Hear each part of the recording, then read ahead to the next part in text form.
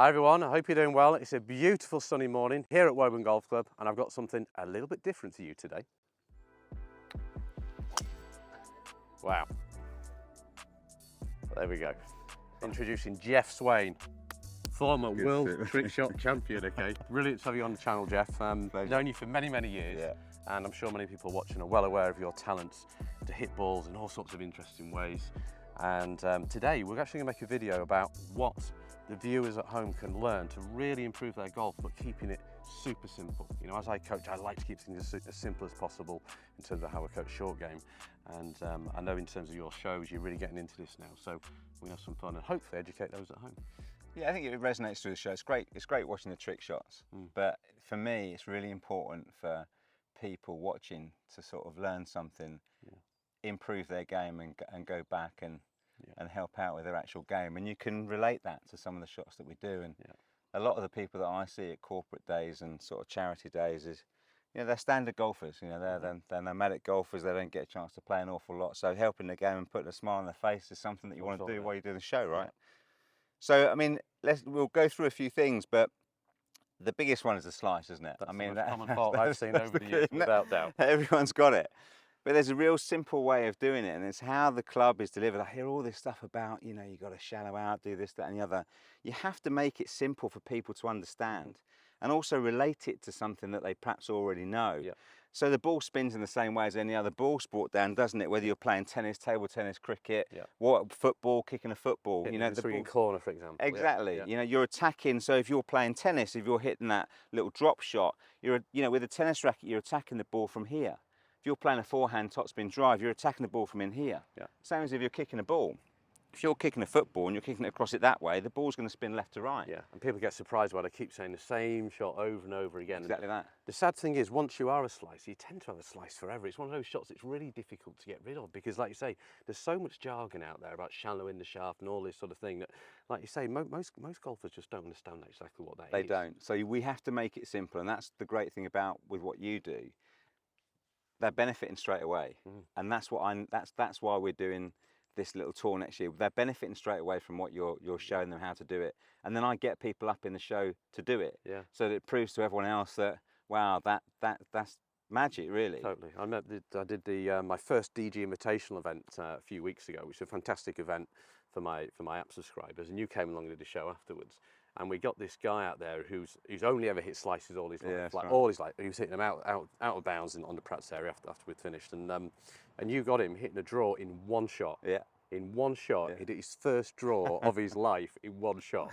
So I think we should hit some. Let's hit a few slices. So you demonstrate. The perfect slice. Right. I'll be able to do that, Geoff. I can do that pretty comfortably, Dan, to be honest.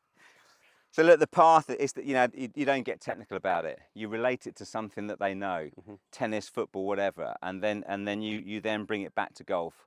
We're just holding on to the golf club rather than using our foot or using a racket, whatever. We're holding on to the golf club.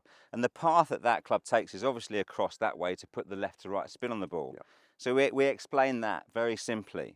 So, you know, you demonstrate the slice, and the slice is across, and that ball travels left to right, which is generally followed by a little bit of this, and then a little bit of that, get themselves another ball out. But what they do, slicers always tend to aim further and further left.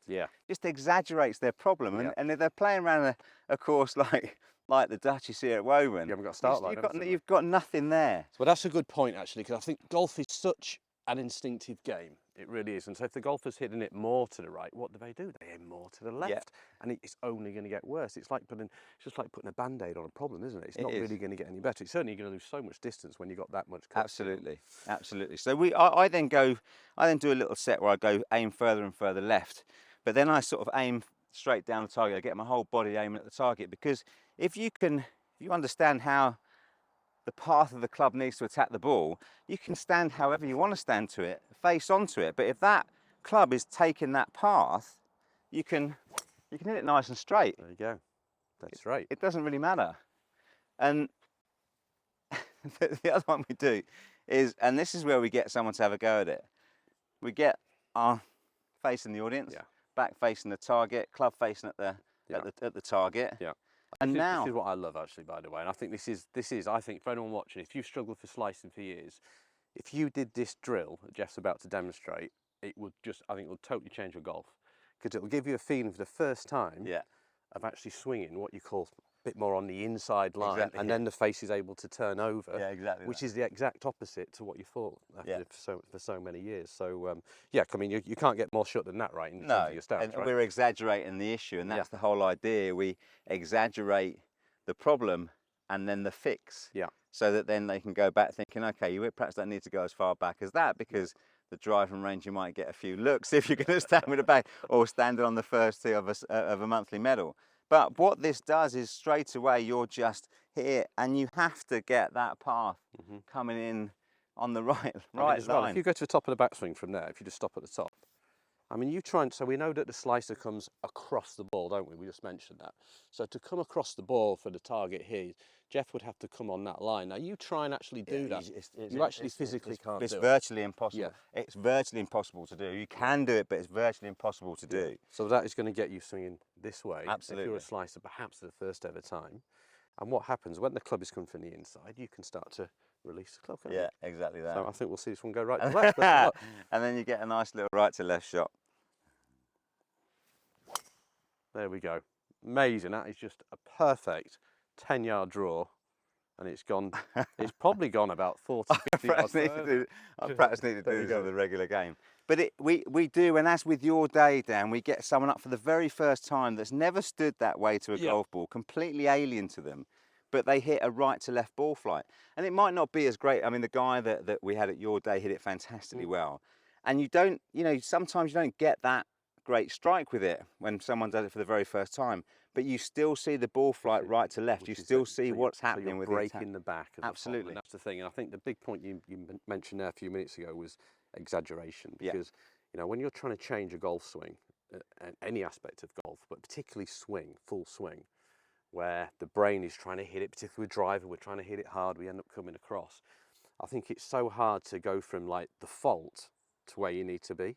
Understand? I think you've got to go from the fault here right the way here, and then it'll come back a bit. Yeah, that's right. So breaking the back of it and be prepared to mentally exaggerate is the biggest hurdle for most golfers, and that's why people don't tend to change swings that well and really make long-standing improvements, because the brain doesn't allow the exaggeration. The one thing that I've always found over the years, I've been a long time, been involved in golf a long time, is that the one big thing that people that have lessons come back to is the fact that it's too much of a change. I'm going backwards rather than going forwards. You don't need to go backwards. You really don't need to go backwards to go forwards. It can be instantaneous. Yeah, totally. It doesn't. You don't have to be. The grip change is a huge thing for me in golf. You've got someone to change. You get someone to change their grip over a period of years. I mean, you're going so far back. They're not going to bother doing it. And we want to improve their golf and put smiles on their faces with instant fixes, and we can do totally. that. I mean, I've never quite bought into that sort of ethos that some pros have. You got to go backwards to get better. I've never really bought into that. I'd hope all my pupils get better straight away, and obviously it depends slightly on your level and what your ambitions are with the game, doesn't it? But like you say, if you're a recreational golfer, you don't need to start setting up like Rory and hitting it like that. You just need to start getting a few more fairways. You don't need to do it. Yeah. You just really don't need to do it. So I mean, so this is really extreme, like super extreme, but it does get you here and it does get you here and release in this way. I think a nice step then would be maybe go sort of halfway. I think so. I think so. And I think if you go halfway, just one thing to sort of remember, one key thing to remember is that make sure that your shoulders and your head, everything's in line. Don't stand up there like this, because if you're standing up there and your shoulders are aiming straight down or left of target, then you can still slice the ball, right? I think that's a really huge point. I think it's a huge point, because I think that if you would start practicing this, I think the vast majority of you probably would open your shoulders once you go to this second position here. So if you set up to it there, so what we're saying here is, just grip it there, just totally enough. So you can see here how Geoff's forearms there, shoulders are all in line with the feet, whereas a lot of golfers will still be this way with the upper body, okay, in terms of being open that way. So now we should see, hopefully, that draw again. Yeah. There we go, even better. So there's the draw. So if I was coaching someone, I would say do maybe 5 or 10 with the extremely short stance, 5 or 10 like that, And then edge round a bit. Just literally in small bits, go backwards and backwards, and then you'll start. It starts to become muscle memory. You start to get used to it all, and then before you know it, you'll be back, and your feet will be square and all that. But even not, you don't necessarily have to take them to square, do you? I mean, No, you don't. Hogan used to stand a little bit short, you don't. in it draw. So even if you just drop the right foot back a little bit, Yeah. I think it would help. Just make sure that the shoulders are in line as well, because if they're not, you can still hit that left to right shot. Because obviously, that's what hurts the slicer, right? Yeah. What about transition from the top of the backswing as well? Do you think that's the key? I notice you sometimes swing the sort of the old wobbly shafts, don't you? And you get people out from the audience and they struggle because they grab at it from the top. Yeah, I mean we have the long driver, the really long driver we use, and then the wobbly shaft, which is a tempo trainer, which is a training aid. And if you're too quick, if you're too quick from here, if that is the start of your downswing, what's going to happen with the long driver is I'm going to hit way behind the ball. Yeah. And what's going to happen with the wobbly club is it's going to be sort of just lagged behind. It has to be a nice smooth transition on the way through, and then you make good contact to it. And that's another big problem that we see with slicers as well, and inconsistent golf shots, is the fact that the transition from here to here is not great. And in the shows I relate it to many other sports again, something that they've perhaps played. If you're throwing, so even if you're just throwing a ball, I'm left-handed, if you're throwing a ball back here, the first thing that starts that is not your hand and your arm, is this part of the body. The pelvis, isn't it? Working this way, yeah. If someone's throwing a ball to me and I'm playing baseball, then the first, I don't just swing like that. Yeah. The first thing here it's that movement here. Yeah. And then from there it's just, let's get down in the goal position, set yourself up, and then it's that move. Javelin, if you're throwing a javelin, it's there. Yeah. If you're kicking a football, it's not, you're not doing that. You're kicking a football, it's there. Yeah. That's where all the power comes into it. And if you set yourself up and you get to the top of your backswing, if you're just doing that, then obviously it's going to hurt you. Yeah. But if you, and I'm not moving my hands and arms at all, if I start with that movement, everything drops down. The club drops down into place. Slot, as you call it. Yeah, so it moves more in there for three. So I do think the change of direction is really key. And I think just for golfers, just to think of this very simple thought is like, can you get your maximum speed after the ball?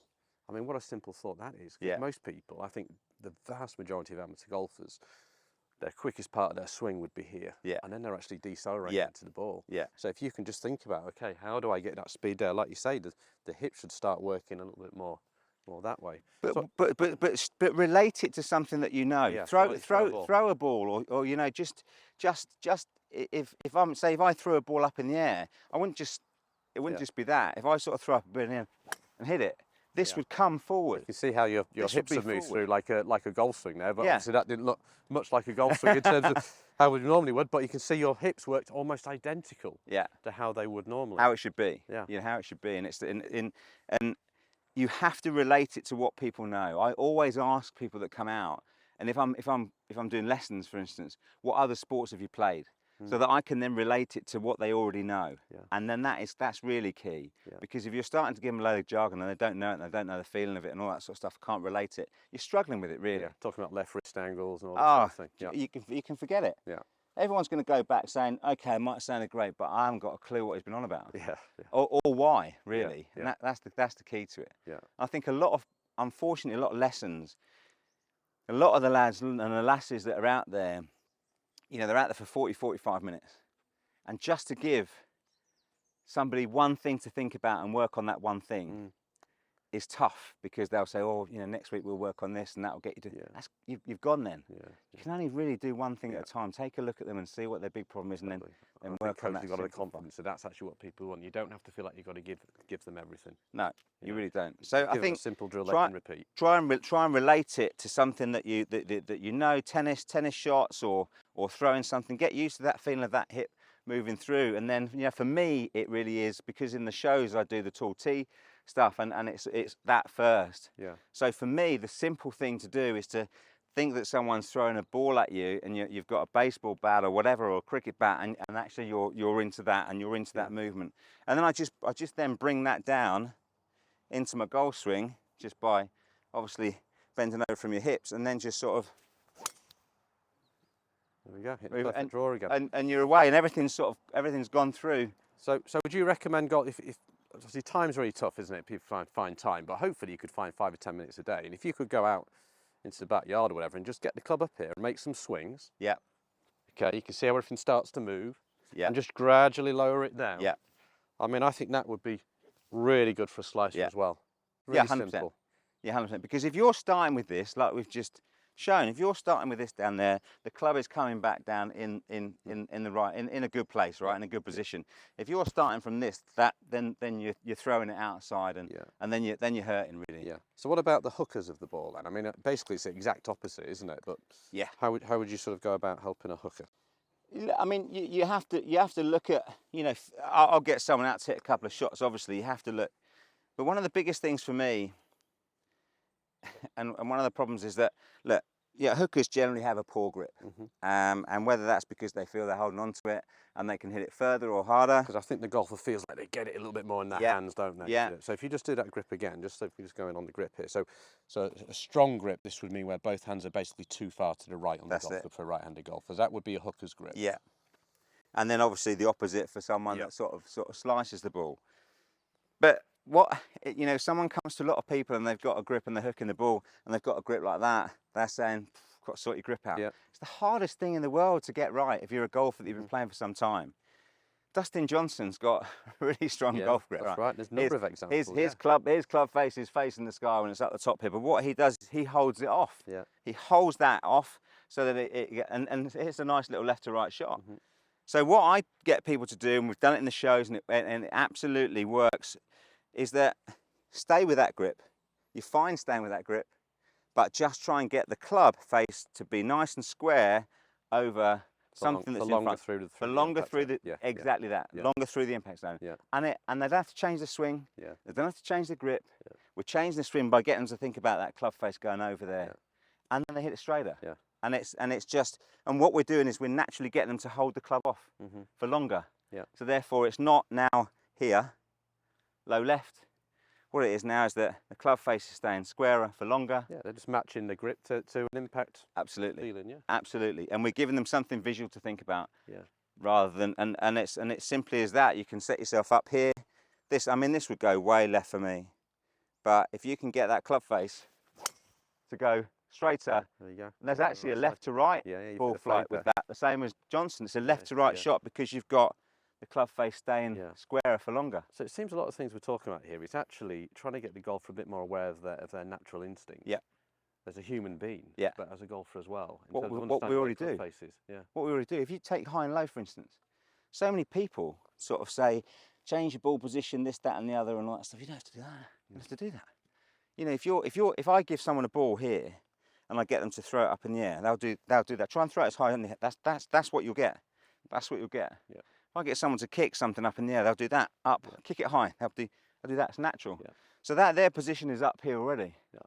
So why not set yourself up in that up position already? So you're here, so you're throwing it up. So you're trying to hit it high, so you tilt your shoulders back. Tilt your shoulders back.